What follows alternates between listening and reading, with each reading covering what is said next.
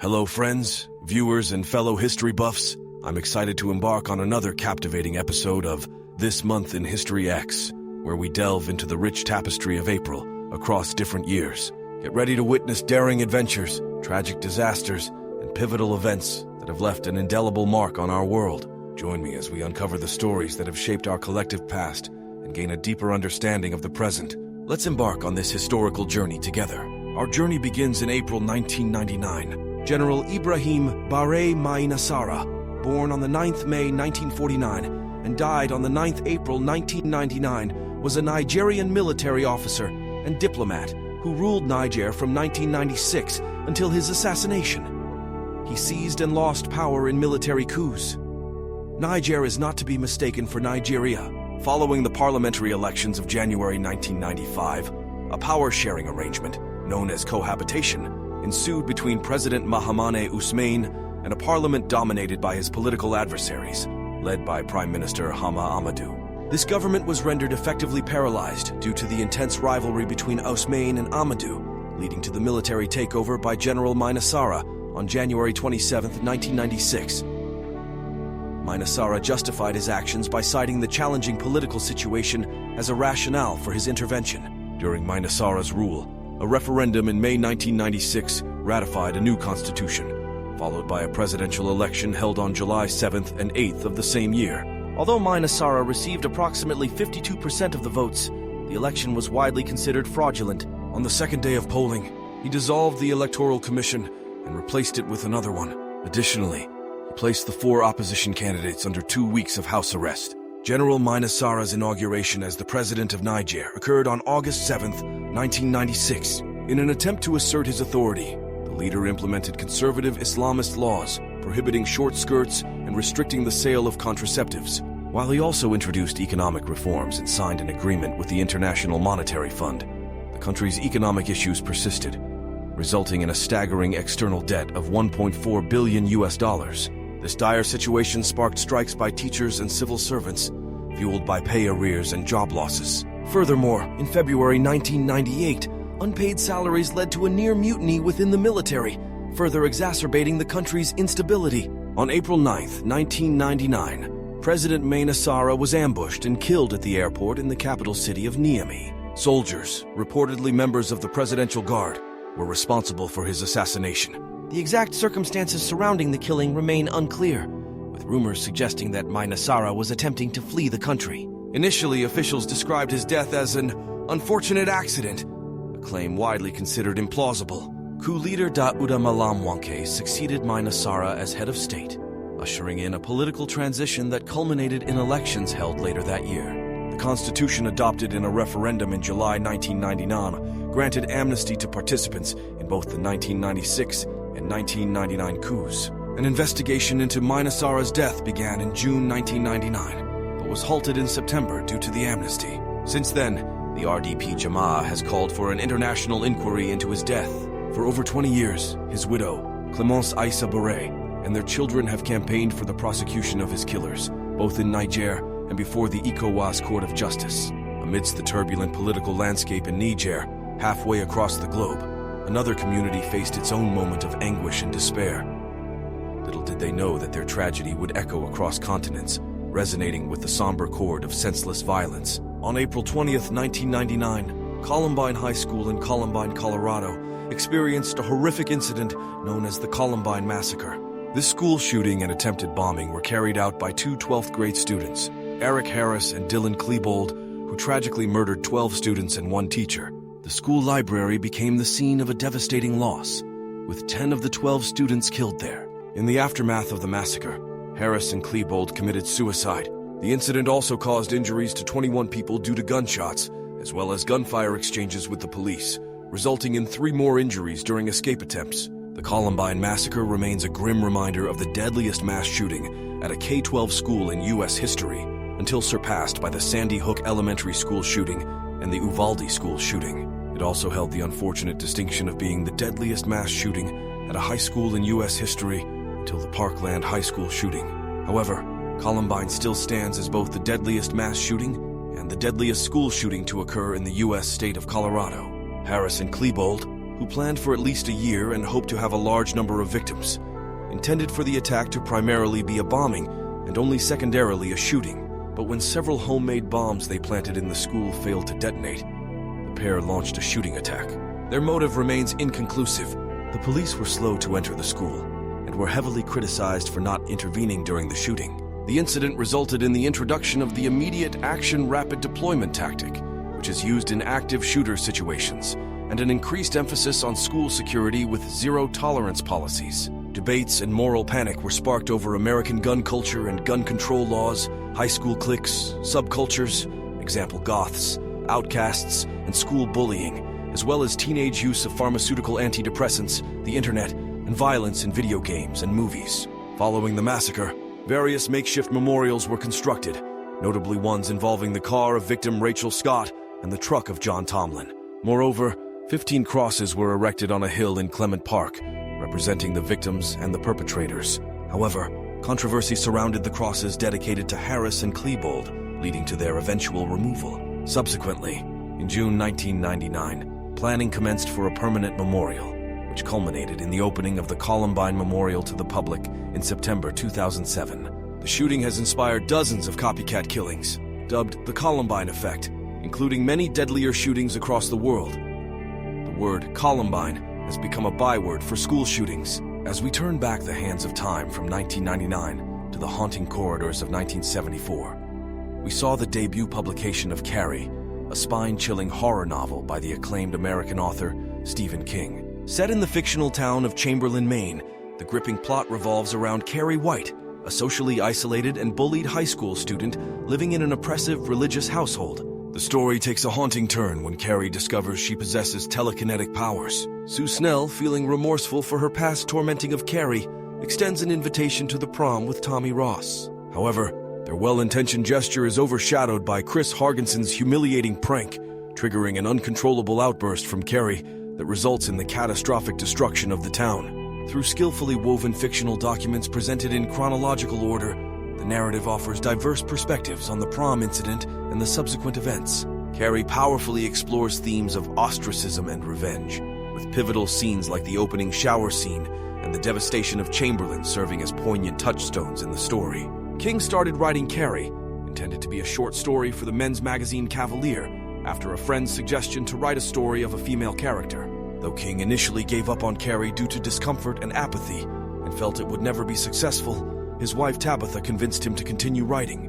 King based the character of Carrie on two girls he knew in high school and enjoyed fabricating the documents for the narrative. After Doubleday accepted Carrie to be published, King worked with editor Bill Thompson to revise the novel. Carrie, Stephen King's debut novel, debuted on April 5, 1974, with an initial print run of 30,000 copies. The paperback edition, published in April 1975 by the New American Library, became a resounding success, spurred by the release of its 1976 film adaptation. It reached an impressive 4 million copies sold, cementing its status as a bestseller. Carrie garnered generally favorable reviews throughout the years, propelling King's career to mainstream prominence. The novel is widely credited with revitalizing popular interest in horror literature and continues to influence contemporary horror writers. Notably, Carrie has inspired 4 film adaptations, including one with a sequel and a musical adaptation that premiered in 1988. As Carrie captivated readers with its chilling narrative, halfway across the globe, a different kind of horror unfolded in the town of Kiryat Shmona. In the wee hours of April 11, 1974, Kiryat Shmona, a tranquil Israeli hamlet perched near the Israel-Lebanon border, witnessed a harrowing incident. 3 members of the Popular Front for the Liberation of Palestine, General Command, stealthily transgressed the border from Lebanon into Israel. Their initial target was the Janusz Korczak Elementary School, but to their surprise, the classroom stood empty due to the Jewish holiday of Passover. The attackers remained undetected for over an hour, lurking in the shadows before making their move. Crossing the street, they entered an apartment building at 13 Yehuda Halevi Street. The assailants unleashed terror upon the residents of an apartment building, methodically targeting individuals before advancing to the adjacent structure. Their rampage commenced with the murder of the building's gardener, followed by a ruthless ascent up the staircase, where they mercilessly shot anyone in their path. Subsequently, the 3 gunmen sought refuge in an apartment on the top floor, initiating a fierce exchange of gunfire with Israeli soldiers. The violent confrontation culminated in the detonation of the attacker's explosives-laden backpack, resulting in the demise of all 3 assailants. Israeli authorities reported that the attackers were armed with rocket-propelled grenades and callously hurled children from the building's highest floor. The barbaric assault claimed the lives of 18 individuals, including 8 innocent children. Among the casualties were 2 Israeli soldiers, with the remaining victims comprised of civilians, while 16 others sustained injuries. A fringe Palestinian faction asserted responsibility for what they termed a suicide attack through a telephonic communication with the media. The group declared that the primary objective of the assault was to secure the release of 100 incarcerated fighters held in Israeli prisons. The heinous act prompted a mass exodus of approximately 40% of the town's residents in its aftermath. On April 13th, retaliatory operations by Israeli forces were conducted in Lebanon, mere hours following the interment of the massacre's victims. It was only subsequent to Israel's retaliatory incursion into southern Lebanon that France, in a simultaneous action, denounced the atrocity. Northern Israel bore the brunt of further assaults perpetrated by Palestinian militants, exacerbating the region's turmoil. The year of 1974 witnessed the harrowing Ma'alat massacre, alongside subsequent acts of terror such as the Savoy hotel attack and the Kfar Yuval hostage crisis in 1975. The escalating violence extended beyond Israeli borders, manifesting in numerous airplane hijackings, with the Entebbe operation of 1976 emerging as the most infamous among them. As we journey from the tumultuous events of 1974, characterized by conflict and unrest, we are transported back in time to the year 1949, where the seeds of cultural preservation and linguistic innovation were sown with the emergence of the Nko script. The Nko alphabetic script was created by Solomon Kante in 1949 as a modern writing system for the Manding languages of West Africa. It is also known as the Manding Literary Standard. The Nko script shares some similarities with the Arabic script, such as its right-to-left direction and the connection of letters at the base. However, unlike Arabic, Nko requires the marking of both tone and vowels. Kante developed Nko in response to the erroneous belief that no indigenous African writing system existed. He also wanted to provide a better way to write Manding languages, which had been primarily written in the Ajami script, which was not well suited to the tones unique to Mande languages. The Nko script began to be used in educational books after it was finalized on April 14, 1949. Kante had transcribed religious, scientific, and philosophical literature into Nko. These materials were distributed to Manding-speaking regions of West Africa. The introduction of Nko led to a movement promoting literacy among Mande speakers in both Anglophone and Francophone West Africa. Nko literacy has played a significant role in shaping the Maninka cultural identity in Guinea and has strengthened the Manding identity in other parts of West Africa. As of 2005, it was used mainly in Guinea and the Ivory Coast, respectively by Maninka and Dioula speakers, with an active user community in Mali by Bambara speakers. From the realm of linguistic innovation and cultural revival embodied by the Nko script, our narrative threads lead us to the historic moment of nationhood and sovereignty, marked by the declaration of the Republic of Ireland. Ireland, also known as the Republic of Ireland, Poblacht na Heraean, is a country in northwestern Europe, consisting of 26 of the 32 counties of the island of Ireland. The capital and largest city is Dublin, on the eastern side of the island. Around 2.1 million of the country's population of 5.15 million people reside in the Greater Dublin area. The sovereign state shares its only land border with Northern Ireland, which is part of the United Kingdom. It is otherwise surrounded by the Atlantic Ocean, with the Celtic Sea to the south, St. George's Channel to the southeast, and the Irish Sea to the east. It is a unitary parliamentary republic. The legislature, the Oireachtas, consists of a lower house, Dáil Éireann, an upper house, Seanad Éireann, and an elected president, Uachtaran, who serves as the largely ceremonial head of state, but with some important powers and duties. The head of government is the Taoiseach, prime minister, literally chief, who is elected by the Dáil and appointed by the president, who appoints other government ministers. The Irish Free State was created with Dominion status in 1922, following the Anglo-Irish Treaty. In 1937, a new constitution was adopted, in which the state was named Ireland, and effectively became a republic, with an elected non-executive president.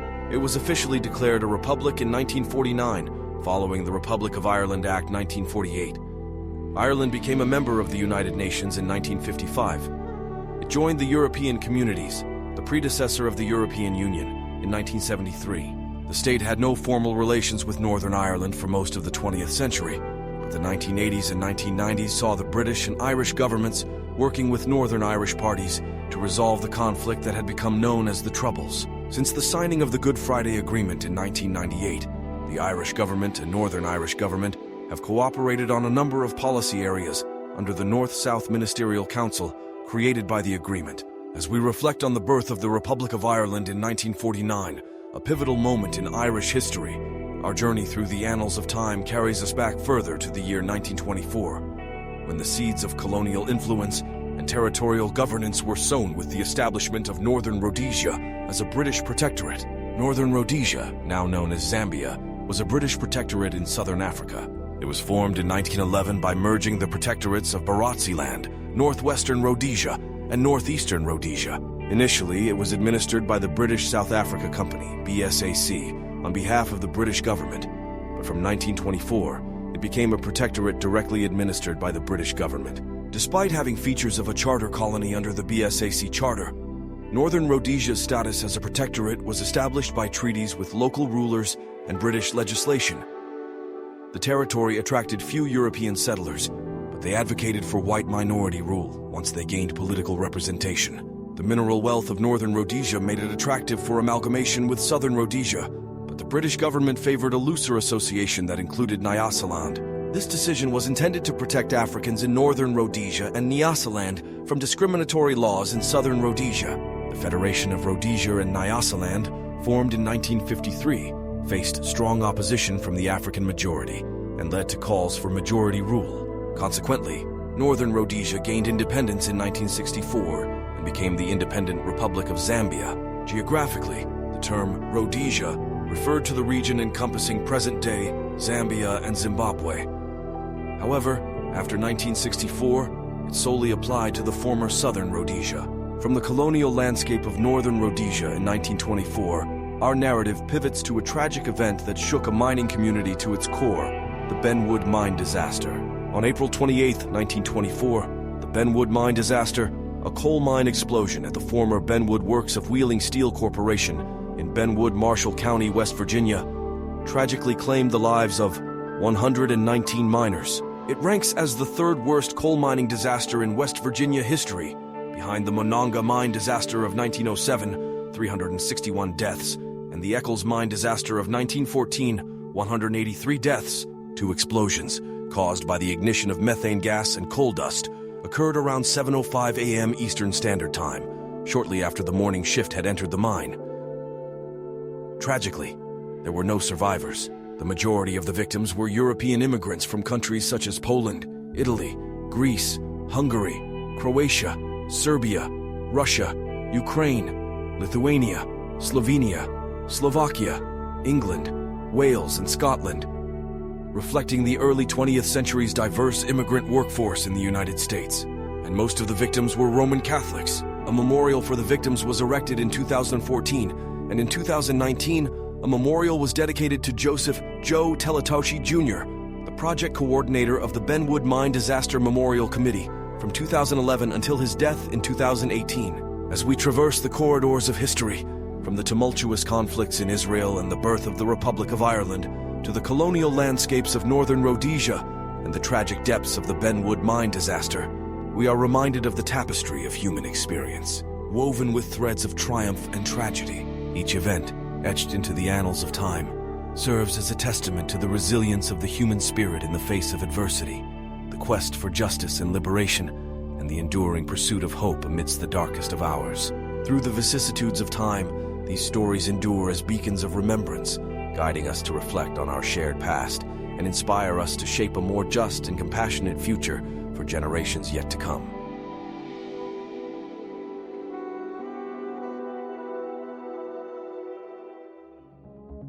In the grand narrative of humanity, we are all connected, bound by the shared threads of our history. So let us remember the lessons learned, the bridges built, the battles fought, and carry them forward with courage and hope as we write the next chapter of our shared story. HistoryX reminds us that time is not a linear path, but a tapestry woven with threads of the past, present, and future. Until next time, stay curious, stay skeptical. Most importantly, never stop questioning. Remember to like, subscribe, share, and comment below.